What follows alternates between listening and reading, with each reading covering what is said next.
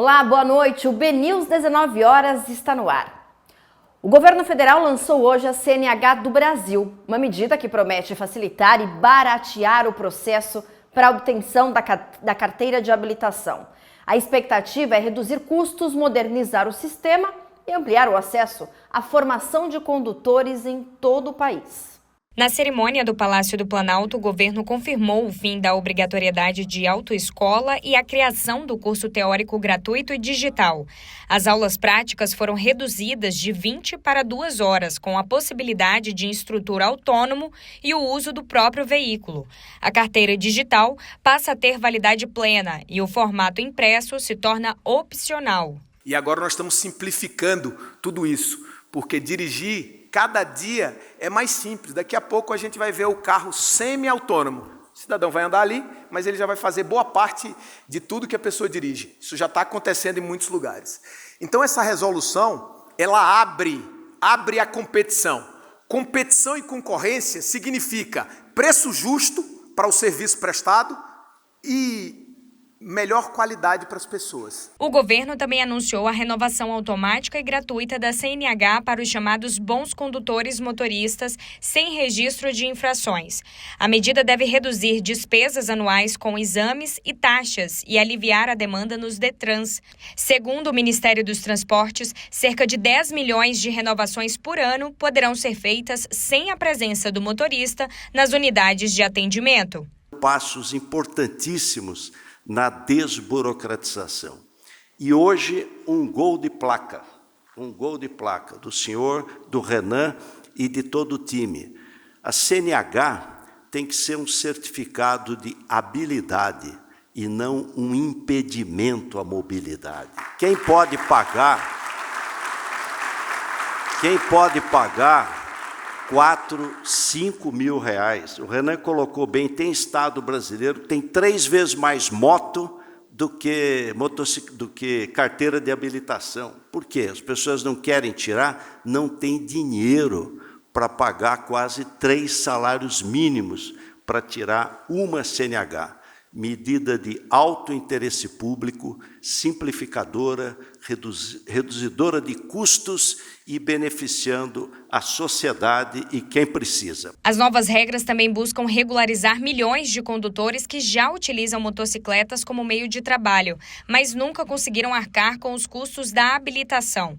O governo afirma que a digitalização e a redução de etapas visam ampliar segurança viária e facilitar a vida dos profissionais do transporte. Nós estamos oferecendo às pessoas mais humildes o direito de serem cidadãos de primeira categoria, respeitado na sua plenitude, nos direitos que eles têm que ter, e, ao mesmo tempo, passando garantia para os usuários do trabalho que eles fazem, de que eles vão ser profissionais agora muito mais preparados, com mais responsabilidade, porque eles agora estão totalmente legalizados para exercer a função de motorista. O governo anunciou hoje o novo modelo de CNH que inclui a renovação automática e gratuita para motoristas sem infrações. A medida faz parte da digitalização do sistema e reduz custos, tanto para quem já dirige quanto para quem está tirando a carteira. O Ministério dos Transportes estima a redução de até 80% nos custos da CNH e prevê a implantação gradual das mudanças pelos Detrans nas próximas semanas. O governo reforçou que provas teórica e prática continuam obrigatórias, mas agora com o processo mais simples, barato e totalmente digitalizado. Ontem você acompanhou aqui no BNews 19 horas que o Tribunal de Contas da União aprovou por 6 votos a 3 o modelo de licitação do mega terminal de contêineres do Porto de Santos. A discussão foi marcada por divergências entre os ministros, especialmente sobre a participação de armadores na primeira etapa do certame. E o resultado já repercute entre os operadores do setor. A pauta do Tribunal de Contas da União foi extensa, passou de 70 itens a serem apreciados. O processo do mega terminal de contêineres do Porto de Santos estava na página 34 da agenda prevista para a sessão de ontem, que tinha 53 páginas. Foi o primeiro item apreciado pelos ministros. Pelo placar de 6-3, os magistrados votaram pelo modelo de certame dividido em duas fases, ficando impedidos de participar da primeira armadores e empresas que já operam no equipamento, proposta que foi defendida pelo ministro revisor do processo, Bruno Dantas. O parecer de Antônio Anastasia foi pelo modelo monofásico, aberto para todos os interessados e com critério de desinvestimento, caso a empresa vencedora já tivesse operações no Porto de Santos. A sessão teve momentos de tensão entre os ministros que defendiam efusivamente seus votos sobre o certame. O principal ponto de discordância entre eles foi sobre a participação dos atuais operadores do equipamento, visando impedir que houvesse a concentração de monopólio das empresas já instaladas no Porto de Santos. De fato, a verticalização é um fenômeno global. O que não é um fenômeno global é permitir que um porto estratégico de um país seja 100% verticalizado. Isso é que não é um fenômeno global, ministro Benjamin. É isso que as autoridades do país devem fazer para evitar que aconteça. Nós podemos permitir, e já estamos permitindo, que 75% do porto seja verticalizado. Agora, querer 100%, isso é um escândalo. É só isso. Benjamin Zimler afirmou que o ato da ANTAQ é ilegal e ilegítimo. O ministro condenou o modelo proposto pela Agência Nacional de Transportes Aquaviários, que embasou o voto do revisor Bruno Dantas. Pela proposta, armadores só poderão concorrer na segunda etapa do leilão, caso não haja interessados na primeira. O objetivo, segundo a ANTAQ, é prevenir a concentração vertical no setor. O placar não agradou nada quem já opera no Porto de Santos. Nós fizemos um estudo recente com mais de 70 portos no mundo inteiro e percebemos que a intervenção regulatória não guarda nenhuma correlação com redução de preços. A redução de preços acontece pelo aumento da capacidade. Tenta-se fazer a intervenção regulatória para tentar resolver hipóteses de problemas futuros. Isso é complicado, isso gera uma série de inseguranças e o risco maior que a gente corre é que um processo que é tão importante para o país acabe com disputas judiciais intermináveis. O diretor-presidente da Associação Logística Brasil disse que saiu decepcionado do plenário do TCU após a conclusão da votação. A gente do setor que prima pelo elevado nível técnico, que prima pelos estudos, que prima pelos estudos que refletem os fatos como eles são, a gente sai muito decepcionado. Eu nunca vi problema nenhum em verticalização. Está ali mais 350 terminais espalhados pelo mundo verticalizados, a gente não tem notícia de nenhum problema. A gente fica chateado, porque perde o interesse público, perde o país, possivelmente vamos ter problema diplomático, porque são empresas grandes nos seus países, e quem perde é a sociedade. E, infelizmente, hoje quem perdeu foi a sociedade. O mega terminal deverá receber quase 7 bilhões em investimentos e ampliar em 50% a capacidade de movimentação de contêineres no porto, que está à beira do esgotamento. O leilão deve acontecer no primeiro bimestre de 2026, segundo a Secretaria Nacional de Portos. O edital precisa de pelo menos 45 dias para elaboração, após a definição da modelagem do certame. Após a definição desse modelo, o edital da proposta segue para a ANTAQ para publicação. Lançado o certame, os interessados terão até 30 dias para apresentarem as propostas. O contrato inicial é de 25 anos, renovável por até 70 anos. O Complexo Industrial Portuário de Suape recebeu a aprovação da ANTAQ para seguir com a licitação do terminal de veículos. A autorização publicada no dia 5 confirma a regularidade da documentação e permite o arrendamento à iniciativa privada. O edital previsto até maio de 2026 deve gerar investimentos de quase R$ 4.600.000 em melhorias operacionais e estruturais. Hoje o terminal funciona como hub de veículos e apoia exportações e importações, especialmente da Stellantis. Vamos agora para o portal bnews.com.br, vou aqui para o telão, destaco uma notícia nacional, porque olha só, o BNDES aprovou 200 milhões de reais para a IVE avançar no desenvolvimento do chamado carro voador. O Banco Nacional de Desenvolvimento Econômico e Social aprovou então este financiamento no valor de 200 milhões para apoiar a IVE Air Mobility, subsidiária da Embraer, que é dedicada ao desenvolvimento de soluções para o mercado de mobilidade aérea urbana, na fase de integração e funcionamento dos motores elétricos da primeira aeronave de certificação da empresa. O apoio foi anunciado nesta terça-feira em São Paulo e a IVE comemorou com o tradicional toque de campainha na B3, na Bolsa de Valores de São Paulo, a listagem na Bolsa do Brasil que ocorreu em agosto desse ano. A listagem da IVE no país, que já estava na Bolsa de Valores de Nova York desde 2022, faz parte da estratégia de diversificação da base acionária da empresa, ampliando então o acesso a investidores de diferentes mercados e fortalecendo a estrutura da capital necessária para o programa. Aí é uma baita novidade aí para o mercado. E em Santos, no litoral paulista, a 6ª edição das Caravanas da Inovação. O programa é uma iniciativa itinerante, organizada pelo Ministério de Portos e Aeroportos, em parceria com a Agência Nacional de Transportes Aquaviários, a ANTAQ, e o Hub de Inovação Brasil Export. O objetivo é desenvolver, difundir e promover a cultura da inovação no setor portuário nacional. Foram 2 regiões e 6 cidades. As caravanas, que fomentam o desenvolvimento da inovação no setor portuário, fecharam o ano com um ciclo de debates durante todo o dia. Foi muito importante para nós encerrarmos as caravanas aqui em Santos, por conta não só de ser o maior porto da América Latina, mas por todo o ecossistema que nós temos aqui de inovação e tecnologia. E esse ano foi muito positivo. Nós conseguimos rodar o Brasil, trazendo essa pauta da inovação e tecnologia no setor portuário. E o balanço que nós temos é que realmente há muito espaço para inovarmos e trazermos essa conexão dos stakeholders, desse ecossistema, para que possamos desenvolver cada vez mais o setor. Na verdade, é a gente entender para que a gente vai utilizar esses dados. É o grande storytelling, é a história que a gente quer contar. Então, quando a gente fala em modernização nada mais é do que a história que a gente quer contar do nosso setor.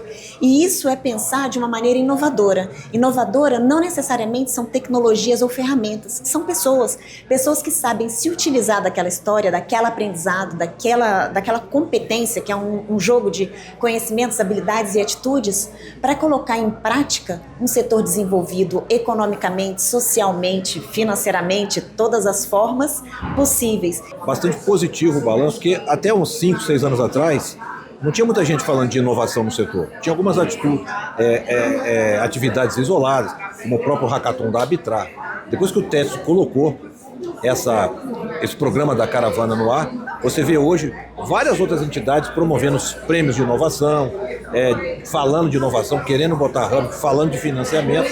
Então eu acho que o objetivo de fazer essa mudança cultural, que é um pouco lenta, vem sendo cumprido e está dando o resultado esperado. Então é bastante positivo esse encerramento aqui no Porto de Santos. Durante o evento, a Autoridade Portuária de Santos e a Associação Parque Tecnológico de São José dos Campos fizeram uma apresentação destacando a parceria entre as entidades, que vai criar o Hub de Inovação do Porto de Santos, uma iniciativa inédita no segmento. Desde a criação de uma integração com a universidade, que é o programa Colmeia, até o desenvolvimento de negócios, que é o nosso programa Nexus. Então esta experiência é compartilhada aqui. Nós vamos trazer ela completa, só que para tanto vamos desenvolver pessoas, selecionar pessoas para trabalhar. A ideia é partir desde do pessoal, do técnico, do pessoal de universidades e pegar toda aquela que a gente chama de jornada, né? E aí pessoal de startups, empresas já consolidadas no setor portuário, gerar tecnologia, começar